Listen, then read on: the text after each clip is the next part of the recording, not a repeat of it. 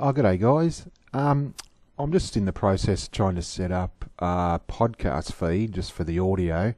I know myself, just when I listen to anything online, I quite like the podcast option because it lets you, just for example, you listen to it on the phone, you can have the screen locked and it still plays, and you don't have to sort of chew through data watching a YouTube video.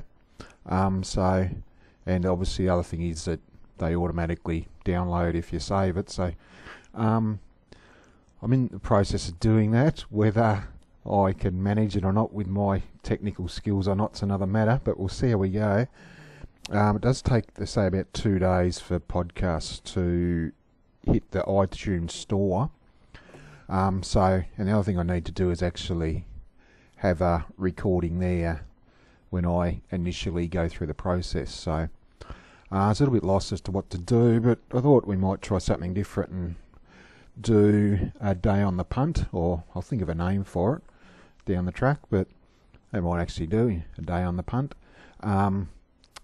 So we'll just run through the highs and lows of the day, and exactly. So I actually won on Sunday yesterday, but it's probably more fun to do it when you lose because you can have a bit of a muck around and a joke, whereas if you're talking about how well you went, it sounds like you're a total flogger anyway. But we'll see how it sort of goes and how it sounds, whether I continue doing it. But as I mentioned, I just need to put something out there for the iTunes side of it. But anyway, the week itself had actually been very good for Tasmanian punters. Me in particular, because a couple of expat Tassie harness horses saluted at $10, and I was pretty keen on both of them actually, in the form of Manganello at Shepparton on Tuesday night and Ignatius at Menangle. Yeah, so gave me a little bit of play money for the weekend, both of them. And obviously we know the rules of punting, that what goes up must come down, and the punting gods were certainly against me early on Sunday at the Gallops meeting. We kicked off. My biddy was one of my best bets one of the two best bets on the card. Sat outside the leader, hit the front on straightening, and the inside horse kicked back to beat it a half head. So started 320. I actually backed it at 290 and drifted out, and as punting rules go, you can't take under, so I backed it again. So I think that extra little bit of weight of my money told over the last 50 metres. But so got done a half head. Same happened in the second. I didn't have a big bet, but I had something on Manalenia. It actually got called winning, and watching it live, I did actually think I got the stride in myself, but the photo finish camera showed something different, and it also got beaten a half head or a nose. So it was 2 nose results in 2 races on the wrong end of. In the third, happily back Nielsen. Fought off all the other favourites and looked to be travelling well on the turn, and got run down by a horse who'd run last at 4 of its previous 5 starts and started the bolter of the field. So started off with 3 straight seconds, and I thought all were actually home about the 400 metre mark, so that makes you even feel worse. So as I was mentioned there before, the punting gods were getting their own back a little bit. In the fourth, I just don't like investing too much in distance races, just because seeing too many morals get beaten because of the tempo of the race. But Broadway Velvet did look a moral and won like one, but I sort of just had a small interest bet on the race on it, so don't really classify it as a winner. In the fifth, I actually backed Fragment and saved on the winner's Attackler, so it was only a small win on the race, so I was starting to inch my way back in the right direction anyway. In the sixth, it was back to the case of the first 3 races. I was saving bet Key Samur, actually backed Cole's Hero and saved on Key Samur. As anybody who's listened to any of these, I've tipped about his last 3 starts. And he actually looked home for the world and also got done on the line. Anybody's watching the video can see that he got beaten 0.1 of a length. Manalenia got beaten 0.1 of a length.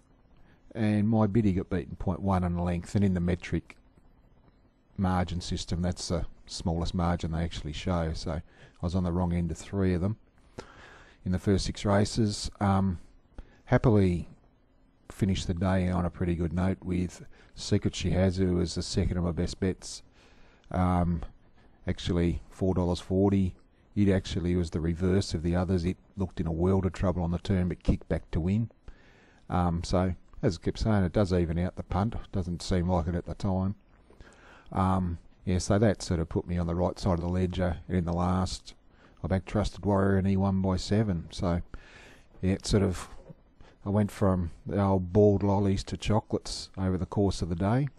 And you know, it's easy to look back and say, geez, it could have been a big day. Like I backed second, first, saved on the winner, beaten second,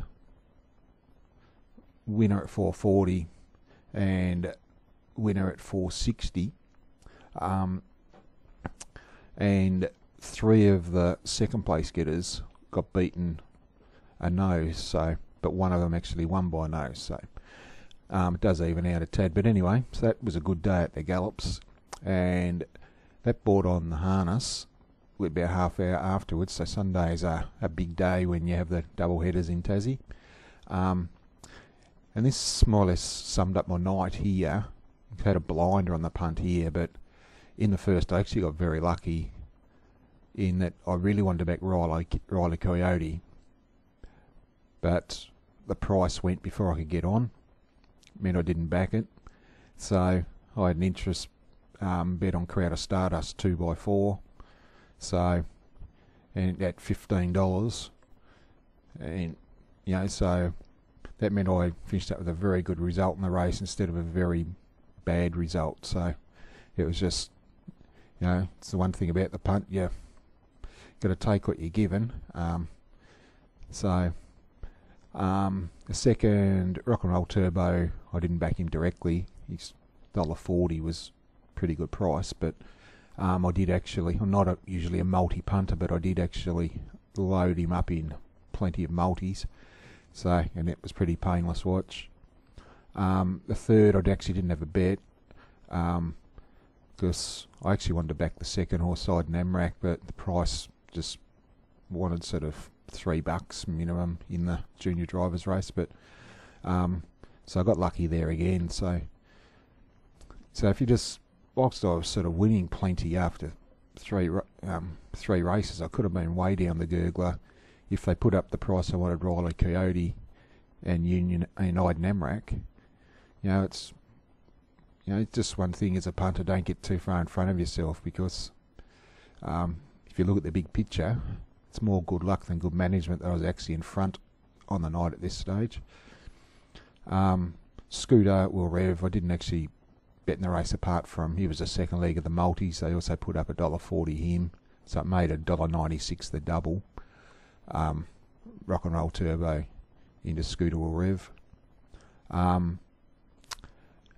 backed Fernco Bobby G. So $11 fixed.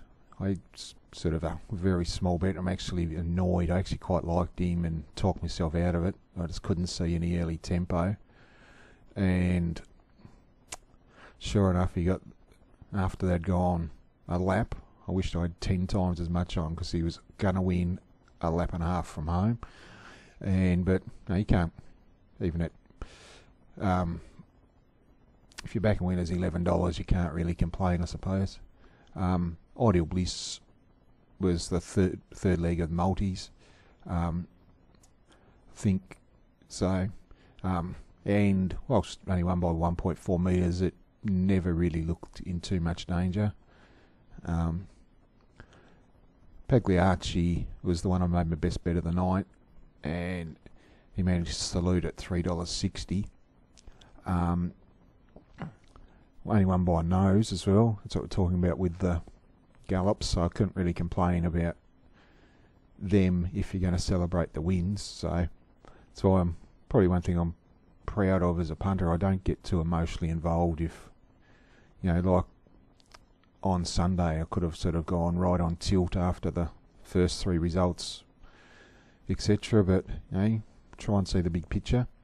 But Pagliacci managed to do the right thing and stick his head out. I did actually save on the second horse at $11, so that wouldn't have been a disastrous result anyway. There actually wasn't too much difference in the result, but I think Pagliacci, what's he had, 30 starts? Yeah, 30 starts for 2 placings before yesterday. And I actually had a maximum bet on him. I sent someone a message joking. I said, this is going to be one of those bets I laugh about in 3 years' time. That, remember when I had a max bet on Pagliacci? But he managed to actually do the right thing by me. Isaiah, I actually thought he'd be favourite. They put up $4.50, so got a really good result out of him. Then the next race I actually didn't bet. I had a little muck around bet on American Mac, who ran second last, but just a race I didn't want to get involved in. And all my multis rolled into Hafter in the last. He was going for a very tidy collect, and it was actually a pretty easy watch. Still watch them all the way to the line in case they decide to jump the fence at the 50 metre mark or something when you got them going for a big result, but it was absolutely painless. So yeah, that's just something to point out. So finished up a really good day on Tassie on Sunday. Could have been a total blinder, but as I pointed out, for all the hard luck tails of four of them got beaten a nose. A couple won by nose, and I finished up, because I didn't get the price I wanted on a couple of horses I actually liked. I not only sort of saved that money, also won by having sort of alternate bets in those races. So could have been a far different tale, but still would have finished on the right side of the ledger anyway. Just went from a good day to a blinder. So anyway, that's my day on the punt for Sunday, June the 11th. As I said, so I only did this predominantly to have something up there for when I go through this podcast registration process. So anyway, we'll see how that goes, and we'll leave that there, and we'll be back with you later in the week, hopefully with a preview of some description that can be up on the iTunes store as well. But anyway, guys, we'll leave it there, and we'll chat to you soon.